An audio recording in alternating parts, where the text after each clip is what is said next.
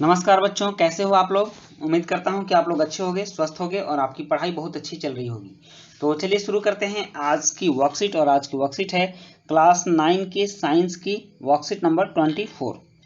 आज की वर्कशीट में हम लोग डिस्कस करेंगे जीवन की मौलिक इकाई कोशिका के माइटोकॉन्ड्रिया और रसधानियां के बारे में। तो ज्ञान पूछ रहा है अपनी दीदी से कि जिज्ञासा दीदी, कोशिका को विभिन्न जैविक क्रियाएं करने के लिए ऊर्जा कहाँ से और कैसे प्राप्त होती है।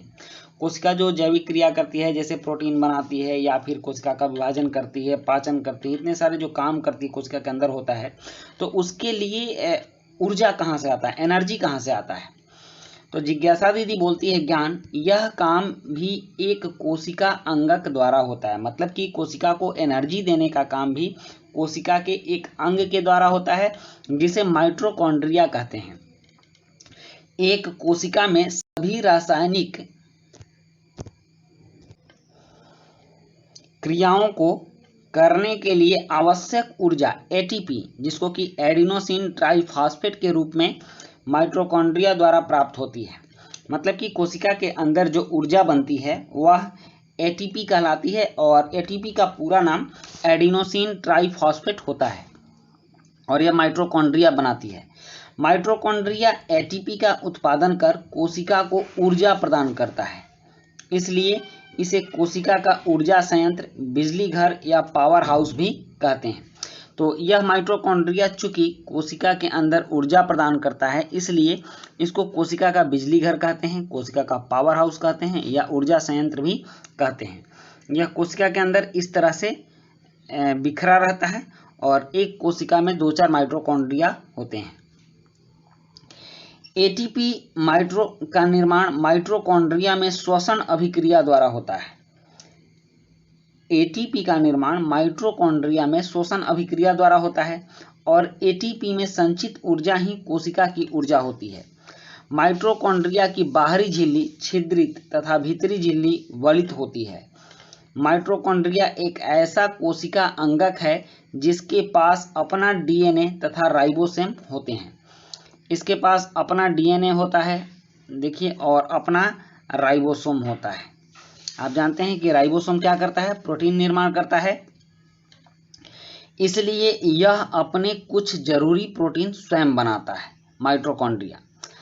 अब कह रहा है ज्ञान की दीदी, कोशिका में रसधानी का क्या महत्व है। तो रसधानी क्या होता है, जिज्ञासा बोल रही है, हम जानते हैं कि जंतु कोशिका में रसधानियां बहुत छोटी या अनुपस्थित होती हैं, लेकिन पादप कोशिका में ये बहुत बड़ी होती है। जो पौधे की कोशिका होती हैं उसमें रसधानियां बड़ी होती हैं, और जंतु कोशिका में बहुत छोटी होती हैं या नहीं होती हैं। पादप कोशिकाओं में रसधानियां द्रव्य संग्रहित करके कोशिका को कठोरता तथा स्फीति देती है। यह कोशिका को कठोरता प्रदान करती है या स्थिरता प्रदान करती है। इस द्रव्य में पादप के लिए कुछ आवश्यक पदार्थ जैसे अमीनो अम्ल, कार्बनिक अम्ल, प्रोटीन, शर्करा आदि का संचयन भी होता है। रसधानी की झिल्ली को टोनोप्लास्ट कहते हैं। रसधानी की झिल्ली को क्या कहते हैं, टोनोप्लास्ट। यह रसधानी के द्रव्य को कोशिका द्रव्य से अलग रखती है। एक कोशिका जीवों में एक कोशिक जीव, मतलब वैसे जो एक कोशिक जीव होते हैं, तो एक कोशिक जीवों में यह अपशिष्ट पदार्थों तथा अतिरिक्त जल को बाहर निकालने में महत्वपूर्ण भूमिका निभाती है। कौन, रसधानी। अब यहाँ कुछ प्रश्न है, जैसे कि माइटोकॉन्ड्रिया को कोशिका का बिजली घर क्यों कहते हैं। कोशिका का कोई एक कार्य बताइए जिनके लिए उसे ऊर्जा की आवश्यकता होती है। रसधानी किस कोशिका का महत्वपूर्ण अंग है, रसधानी की झिल्ली का नाम लिखिए, और एटीपी का पूरा नाम लिखिए। पादप के लिए आवश्यक रसधानी में उपस्थित कोई 3 पदार्थों के नाम लिखिए। तो चलिए अब इन प्रश्नों के उत्तर लिखते हैं। प्रश्न 1, माइटोकॉन्ड्रिया को कोशिका का बिजली घर क्यों कहते हैं। उत्तर, माइटोकॉन्ड्रिया एटीपी का उत्पादन कर कोशिका को ऊर्जा प्रदान करता है, इसलिए इसे कोशिका का बिजली घर कहा जाता है। प्रश्न 2 है कि कोशिका का कोई एक कार्य बताइए जिसके लिए उसे ऊर्जा की आवश्यकता होती है। तो इसका उत्तर है कोशिका को जैविक क्रिया करने के लिए ऊर्जा की आवश्यकता होती है। नेक्स्ट है प्रश्न 3, रसधानी किस कोशिका का महत्वपूर्ण अंग है? रसधानी की झिल्ली का नाम लिखिए। तो इसका उत्तर है कि रसधानी पादप कोशिका का महत्वपूर्ण अंग है। रसधानी की झिल्ली का नाम टोनोप्लास्ट है। उसके बाद है प्रश्न 4, एटीपी का पूरा नाम लिखिए। तो एटीपी का पूरा नाम एडिनोसिन ट्राइफॉस्फेट है।